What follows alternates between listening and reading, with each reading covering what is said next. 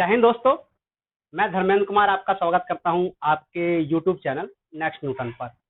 आज हम 11th class के फिजिक्स का एक टॉपिक कवर करेंगे, एक चैप्टर कवर करेंगे जिसका नाम है यूनिट्स एंड मेजरमेंट्स। इसमें जो टॉपिक्स हम पढ़ेंगे वो है, आज की क्लास में जो हम टॉपिक्स कवर करेंगे वो है need of measurement, physical quantities and there types, units and system of units. सबसे पहले हम पहला टॉपिक रीड करते हैं, पहला टॉपिक समझते हैं कि नीड ऑफ मेजरमेंट यानी चीजों को मेजर करने की जरूरत क्यों होती है। तो पहले हम जानते हैं फिजिक्स क्या है। Physics is that branch of science which give us knowledge about the nature and different natural phenomena. Physics science की वो ब्रांच है जो कि हमें जानकारी देती है नेचर के बारे में और जो भी हमारे नेचर में फिनोमिनाज यानी घटनाएं जो घट रही हैं उनके बारे में जानकारी देती है। ठीक है, अब जो ये नेचुरल फिनोमिनाज होते हैं इनको एक्सप्रेस करने के लिए आपको एक रिलेशनशिप की जरूरत पड़ती है। ये रिलेशनशिप होती है फिजिकल क्वांटिटीज के बीच में। ठीक है, तो जितने भी आपके नेचुरल फिनोमिनाज होते हैं उनको एक्सप्रेस करने के लिए आपको फिजिकल क्वांटिटीज की एक रिलेशनशिप की जरूरत पड़ती है। अब इन फिजिकल क्वांटिटीज को दर्शाने के लिए, इनको एक्सप्रेस करने के लिए आपको इन फिजिकल क्वांटिटीज को मेजर करना होता है। तो यहाँ पे आपको मेजरमेंट की आवश्यकता होती है। ठीक है, तो that is the need of measurement. तो सबसे पहले तो फिजिक्स क्या है। Physics is a branch of science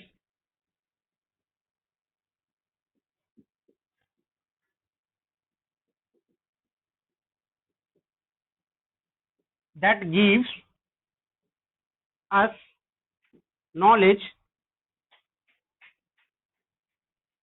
about nature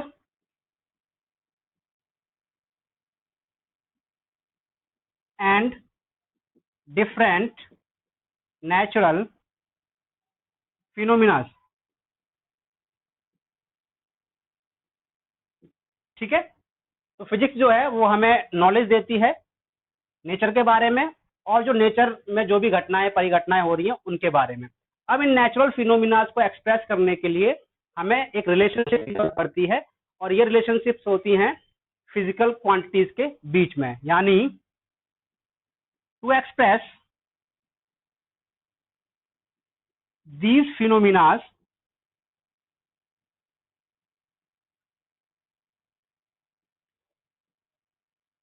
we require certain relationships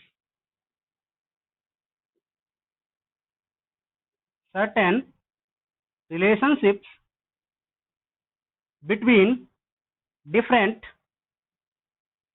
physical quantities।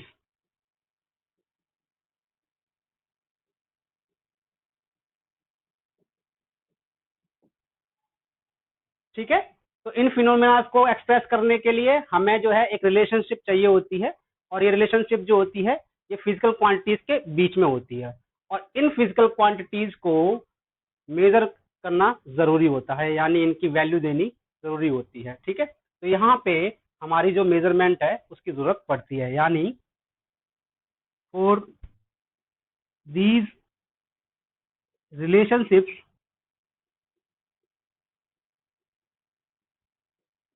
to be accurate or valid, we need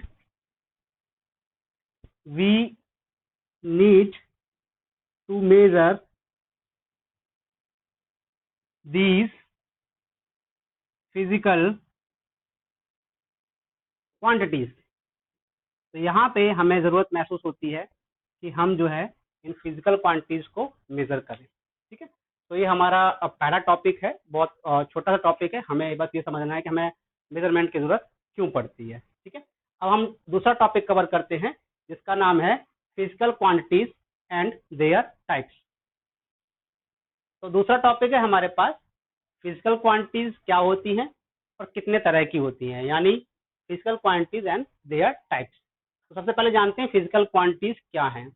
all those physical properties of matter which can be measured which can be measured, measured का मतलब होता है उनकी कोई value दी जा सके, कोई न्यूमेरिकल वैल्यू दी जा सके, and those are required to express different laws of physics are called physical quantities. तो फिजिकल क्वांटिटीज मैटर की वो फिजिकल प्रॉपर्टीज होती हैं जिनको आप मेजर कर सकते हो, उनकी कुछ वैल्यू दे सकते हो, और जितने भी हमारे लॉ हैं फिजिक्स के उनको एक्सप्रेस करने के लिए, उनको डिफाइन करने के लिए इनकी जरूरत पड़ती है। तो फिजिकल क्वांटिटीज के कुछ एग्जांपल्स हैं, जैसे मास हो गया, लेंथ हो गया, टाइम हो गया, स्पीड हो गई, वेलोसिटी हो गई, फोर्स हो गई, वर्क, एनर्जी, इधर से और भी होती हैं, टॉर्क हो गई, पावर हो गई, ठीक है, लिनियर मोमेंटम हो गया, एंगुलर मोमेंटम हो गया, इम्पल्स हो गया, ये बहुत सारी आपकी डेंसिटी हो गया, वॉल्यूम हो गया, ये सारी क्या होती है आपकी फिजिकल क्वांटिटीज होती हैं। तो हम जानते हैं कि फिजिकल क्वांटिटीज को क्लासिफाई कैसे करते हैं, मतलब क्या क्या टाइप्स होते हैं फिजिकल क्वांटिटीज के, ठीक है। तो हम पढ़ेंगे कि फिजिकल क्वांटिटीज कितने टाइप्स की होती हैं, यानी क्लासिफिकेशन ऑफ फिजिकल क्वांटिटीज। तो फिजिकल क्वांटिटीज दो बेसिस पे क्लासिफाई करेंगे हम। पहला है हमारे pass on the basis of direction, और दूसरा है on the basis of dependency. तो पहला क्लासिफिकेशन जो है on the basis of direction, इसके बेसिस पे हमारे पास जो फिजिकल क्वांटिटीज होती हैं वो दो तरह की होती हैं। एक होती है स्केलर, स्केलर क्वांटिटीज, और दूसरी होती है वेक्टर क्वांटिटीज। स्केलर क्वांटिटीज वो होती हैं जिनको रिप्रेजेंट करने के लिए या जिनको एक्सप्रेस करने के लिए आपको सिर्फ मैग्नीट्यूड की आवश्यकता होती है। वेक्टर क्वांटिटीज वो होती हैं जिनको एक्सप्रेस करने के लिए आपको मैग्नीट्यूड और डायरेक्शन दोनों चाहिए होता है। इसके कुछ एग्जांपल्स हैं, मैं आपको लिख देता हूं यहाँ पे। जैसे स्केलर क्वांटिटीज के कुछ एग्जांपल हैं, डिस्टेंस,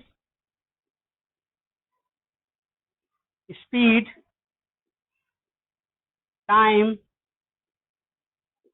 मास, work, power, etcetera. Vector quantities वो होती हैं जिनको एक्सप्रेस करने के लिए आपको मैग्नीट्यूड और डायरेक्शन दोनों चाहिए होता है। फॉर एग्जांपल डिस्प्लेसमेंट,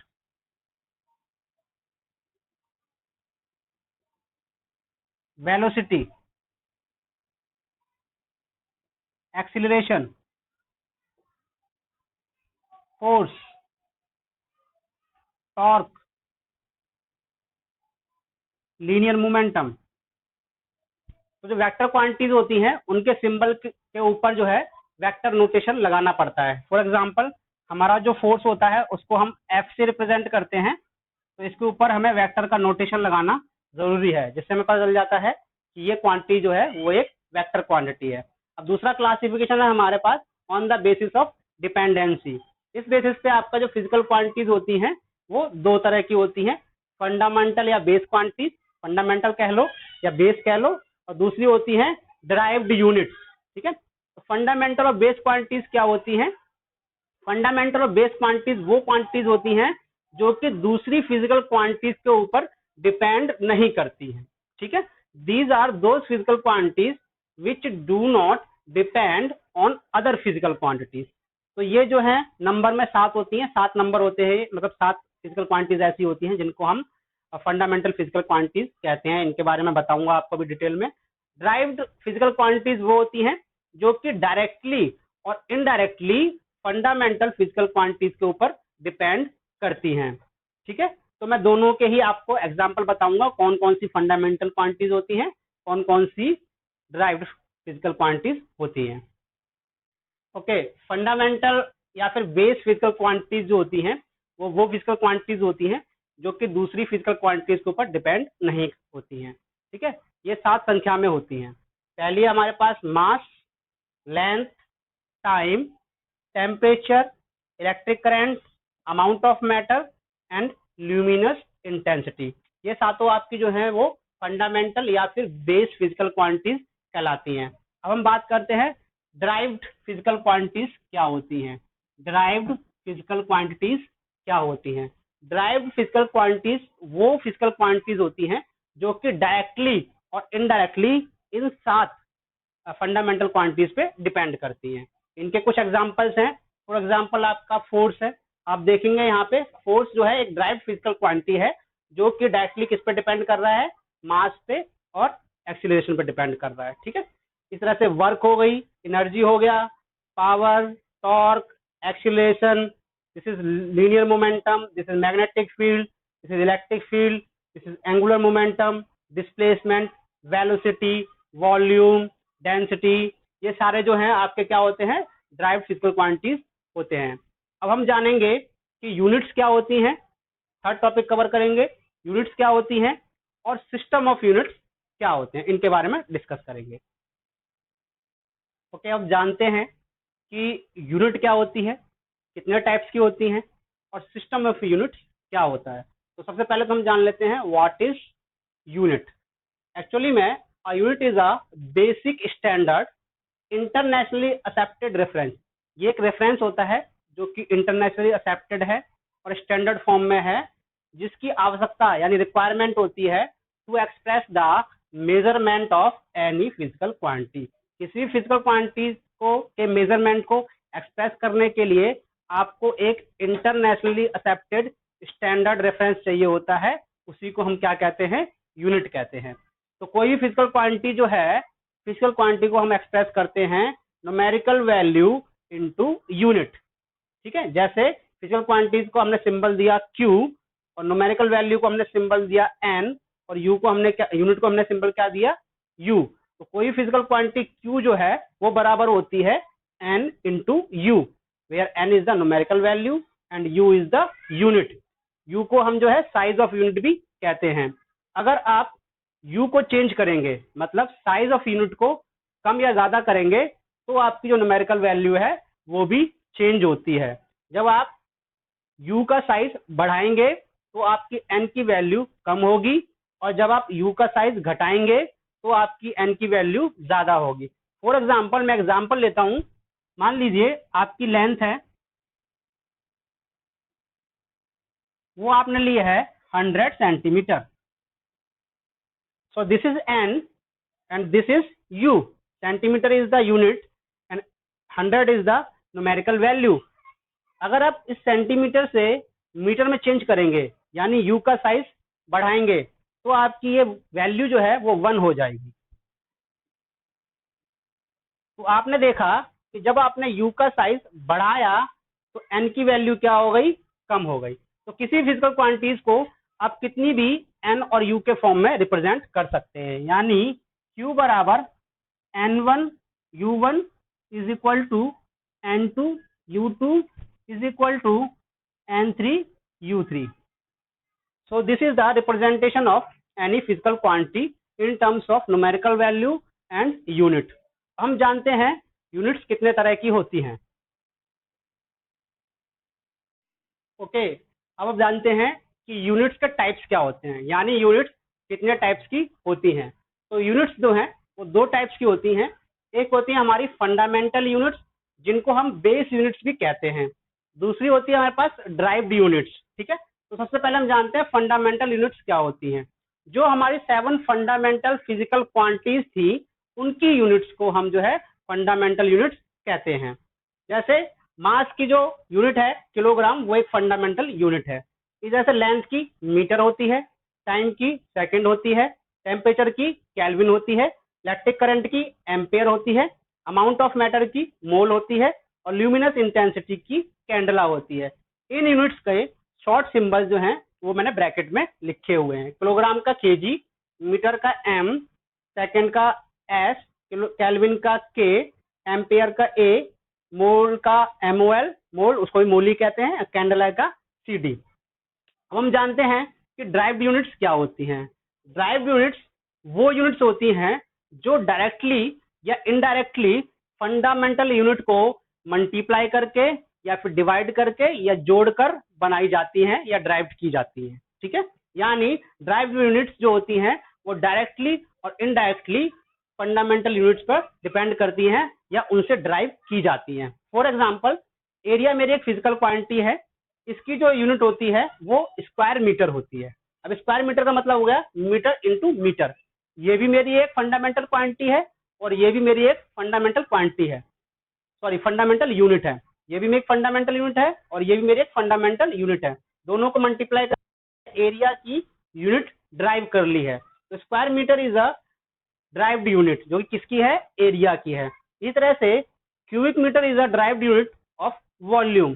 और भी होती हैं आपकी एक्सीलरेशन की यूनिट हो गई, वर्क की यूनिट हो गई, फोर्स की यूनिट हो गई, जो कि आपने ड्राइव्ड की हुई हो। क्या की हो? ड्राइव्ड।